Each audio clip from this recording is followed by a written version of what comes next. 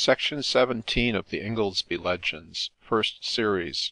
This recording is in the public domain. The Ingoldsby Legends, First Series, by Richard Harris Barham. Section 17. A Lay of St. Dunstan. This holy child Dunstan was born in ye year of our Lord 925, that time reigning in this land King Athelstan. When it so was that St. Dunstan was weary of prayer, then used he to work in goldsmith's work with his own hands, for to eschew idleness. Golden Legend. St. Dunstan stood in his ivied tower, alembic crucible all were there, when in came Nick to play him a trick, in guise of a damsel passing fair. Every one knows how the story goes. He took up the tongs and caught hold of his nose, but I beg that you won't for a moment suppose that I mean to go through in detail, to you, a story at least as trite as it's true.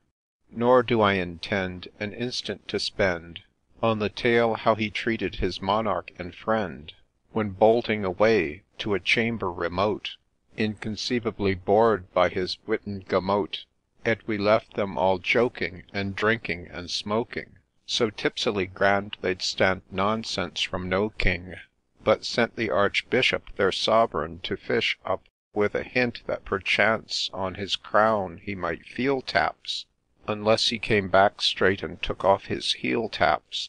You must not be plagued with the same story twice, and perhaps have seen this one, by W. Dyce, at the Royal Academy, very well done, and marked in the catalogue 471. You might there view the saint who in sable arrayed is, coercing the monarch away from the ladies.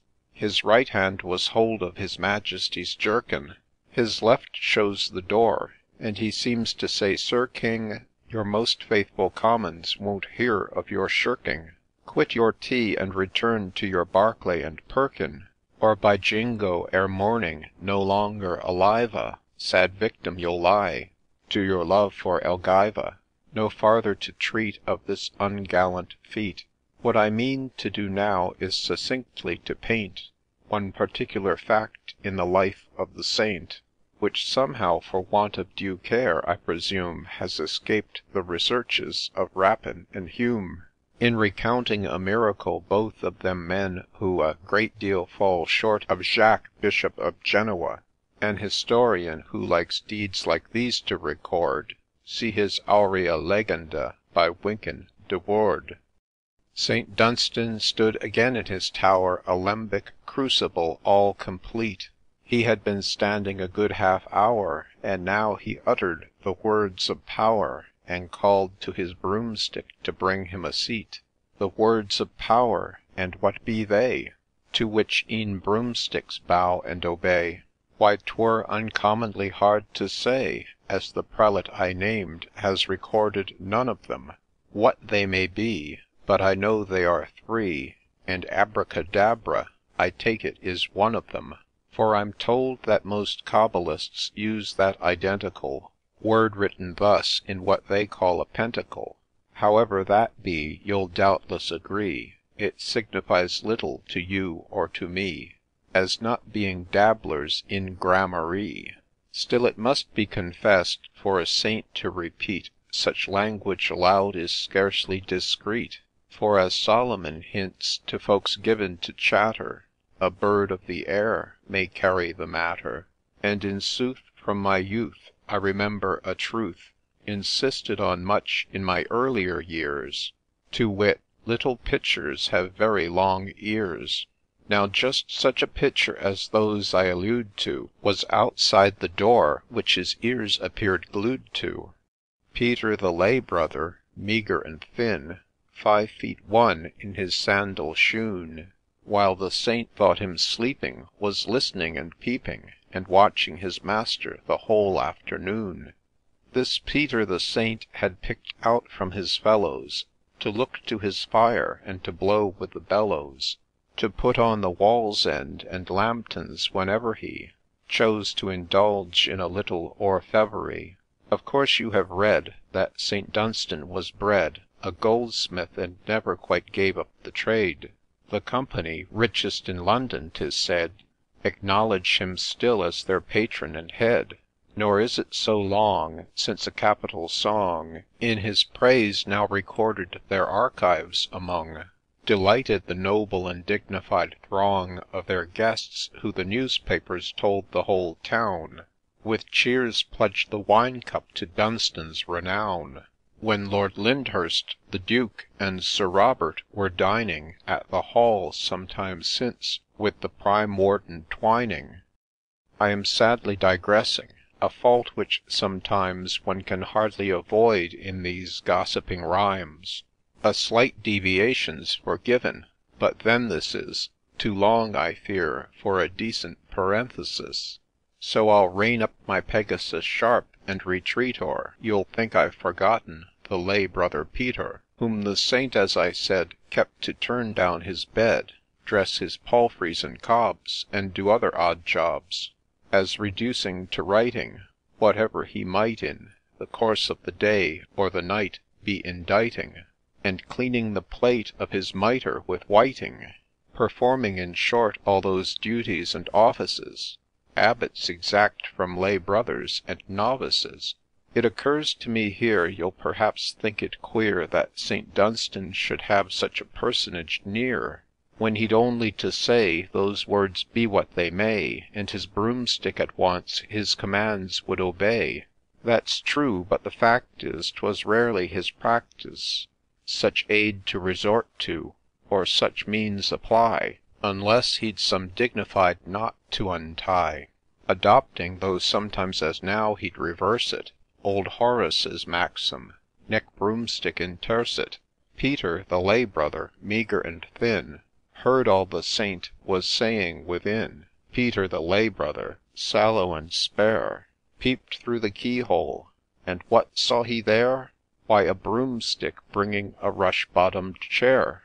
What Shakespeare observes in his play of King John is undoubtedly right, that oft times the sight of means to do ill deeds will make ill deeds done. Here's Peter, the lay brother, pale-faced and meagre, a good sort of man, only rather too eager to listen to what other people are saying, when he ought to be minding his business or praying. Gets into a scrape, and an awkward one too, as you'll find if you've patience enough to go through the whole of the story I'm laying before ye, entirely from having the means in his view of doing a thing which he ought not to do. Still rings in his ear, distinct and clear, abracadabra, that word of fear, and the two which I never yet happened to hear.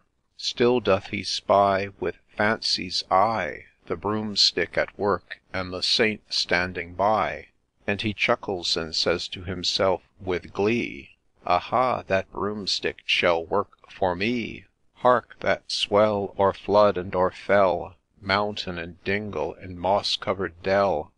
List, 'tis the sound of the Compline bell, and St. Dunstan is quitting his ivied cell. Peter, I wot, is off like a shot, or a little dog scalded by something that's hot, for he hears his master approaching the spot where he'd listened so long, though he knew he ought not. Peter remembered his master's frown, he trembled, he'd not have been caught for a crown. Howe'er you may laugh, he'd rather by half have run up to the top of the tower and jumped down. The Compline hour is past and gone, evening service is over and done, the monks repair to their frugal fare, a snug little supper of something light and digestible ere they retire for the night. For in Saxon times, in respect to their cheer, St. Austin's rule was by no means severe, but allowed, from the Beverley roll 'twould appear, bread and cheese, and spring onions, and sound table beer, and even green peas when they were not too dear. Not like the rule of La Trappe, whose chief merit is said to consist in its greater austerities, and whose monks, if I rightly remember their laws, ne'er are suffered to speak, think only in Greek, and subsist as the bears do by sucking their paws. Astonished I am, the gay Baron Garam, with his head savouring more of the lion than lamb, could e'er be persuaded to join such a set. I extend the remark to Signor Ambrogetti, for a monk of La Trappe is as thin as a rat, while an Austin friar was jolly and fat, though of course the fare to which I allude, with as good table beer as ever was brewed, was all caviar to the multitude, extending alone to the clergy, together in hall assembled, and not to lay brethren. St. Dunstan himself sits there at his post, on what they say is called a dais, o'erlooking the whole of his clerical host, and eating poached eggs with spinach and toast. 5 lay brothers stand behind his chair, but where's the 6th? Where's Peter? Ay, where? 'Tis an evening in June, and a little half moon, a brighter no fond lover ever set eyes on, gleaming and beaming, and dancing the stream in, has made her appearance above the horizon. Just such a half moon as you'll see in a play, on the turban of Mustapha Mooly Bey, or the fair Turk who weds with the noble Lord Bateman. Vide plate in George Cruikshank's memoirs of that great man. She shines on a turret remote and lone, a turret with ivy and moss overgrown, and lichens that thrive on the cold dank stone. Such a tower as a poet of no mean calibre I once knew and loved, poor dear Reginald Hebert assigns to oblivion a den for a she-bear. Within it are found, strewed above and around, on the hearth, on the table, the shelves, and the ground, all sorts of instruments, all sorts of tools, to name which and their uses would puzzle the schools, and make very wise people look very like fools. Pincers and hooks, and black-letter books, all sorts of pokers, and all sorts of tongs, and all sorts of hammers, and all that belongs to goldsmith's work, chemistry, alchemy, all, in short, that a sage in that erudite age could require was at hand, or at least within call. In the midst of the room lies a broomstick, and there a lay brother sits in a rush-bottomed chair. Abracadabra, that fearful word, and the 2 which, I said, I have never yet heard, are uttered. 'Tis done. Peter, full of his fun, cries, Broomstick, you lubberly son of a gun, bring ale, bring a flagon, a hogshead, a tun. 'Tis the same thing to you, I have nothing to do, and for George I'll sit here, and I'll drink till all's blue. No doubt you've remarked how uncommonly quick a Newfoundland puppy runs after a stick, brings it back to its master, and gives it him. Well, so potent the spell, the broomstick perceived it was vain to rebel, so ran off like that puppy. Some cellar was near, for in less than 10 seconds 'twas back with the beer. Peter seizes the flagon, but ere he can suck its contents, or enjoy what he thinks his good luck, the broomstick comes in with a tub in a truck, continues to run at the rate it begun, and au pied de lettre next brings in a tun. A fresh one succeeds, then a third, then another, discomfiting much the astounded lay brother, who, had he possessed 50 pitchers or stoops, they all had been too few for arranging in groups. The barrels, the broomstick next started the hoops, the ale deluged the floor, but still through the door said broomstick kept bolting and bringing in more. E'en Macbeth to Macduff would have cried, Hold, enough, if half as well drenched with such perilous stuff, and Peter, who did not expect such a rough visit, cried lustily, Stop, that will do, broomstick, suffice it. But ah, well a day, the devil, they say, 'tis easier at all times to raise than to lay. Again and again Peter roared out in vain his abracadabra and t'other words twain, as well might one try a pack in full cry to check and call off from their headlong career, by bawling out " Yoicks " with one's hand at one's ear. The longer he roar'd, and the louder and quicker, the faster the broomstick was bringing in liquor. The poor lay brother knew not on earth what to do, He caught hold of the broomstick and snapped it in two. Worse and worse, like a dart, each part made a start, And he found he'd been adding more fuel to fire, For both now came loaded with Meuse entire, Combs, Delafield's, Hanbury's, Trumans, no stopping, Goading's, Clarendon's, Whitbread's continued to drop in, With Hodson's Pale Ale from the Sun Brewhouse Wapping. The firms differ'd then, but I can't put a tax on my memory to say what their names were in Saxon. To be sure the best beer of all did not appear, For I've said 'twas in June, and so late in the year The Trinity Audit Ale is not come atable, As I found to my great grief when dining at that table. Now extremely alarm'd, Peter scream'd without ceasing, For a flood of brown stout he was up to his knees in, Which, thanks to the broomstick, continued increasing. He fear'd he'd be drown'd, and he yell'd till the sound Of his voice, winged by terror, at last reach'd the ear Of St. Dunstan himself, who had finish'd his beer, And had put off his mitre, dalmatic, and shoes, And was just stepping into his bed for a snooze. His Holiness paused when he heard such a clatter, He could not conceive what on earth was the matter. Slipping on a few things for the sake of decorum, He issued forthwith from his sanctum sanctorum, And calling a few of the lay brothers near him, Who were not yet in bed, and who happened to hear him, At once led the way, without farther delay, To the Tower where he'd been in the course of the day. Poor Peter, alas, though St. Dunstan was quick, There were two there before him, grim Death and Old Nick. When they opened the door, out the malt liquor flowed, Just as when the great vat burst in Tottenham Court Road. The lay brothers nearest were up to their necks In an instant, and swimming in strong double X, While Peter, who spite of himself now had drank hard, While floating a while like a toast in a tankard, To the bottom had sunk, and was spied by a monk, Stone dead like poor Clarence, half drown'd and half drunk.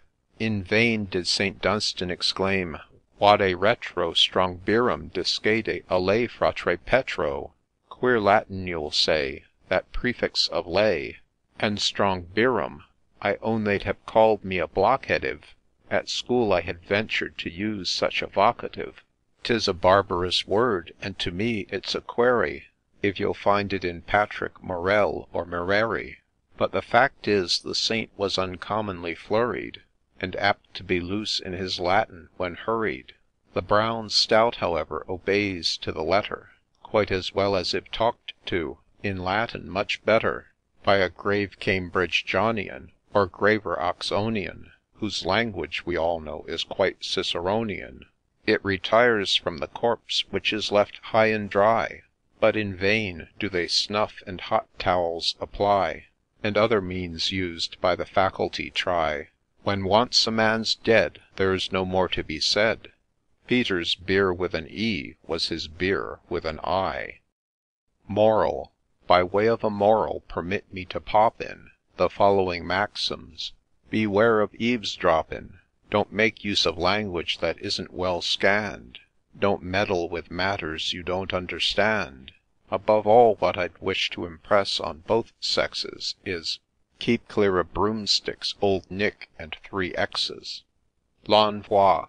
In Goldsmith's Hall there's a handsome glass case, And in it a stone figure, found on the place. When thinking the old hall no longer a pleasant one, They pulled it all down and erected the present one. If you look you'll perceive that this stone figure twists A thing like a broomstick in one of its fists. It's so injured by time you can't make out a feature, But it is not St. Dunstan, so doubtless it's Peter. Note. St. Jingo or Jango, Gengolphus, sometimes styled the living Jingo, from the great tenaciousness of vitality exhibited by his severed members. See his legend, as recorded hereafter in the present volume. End of Section 17.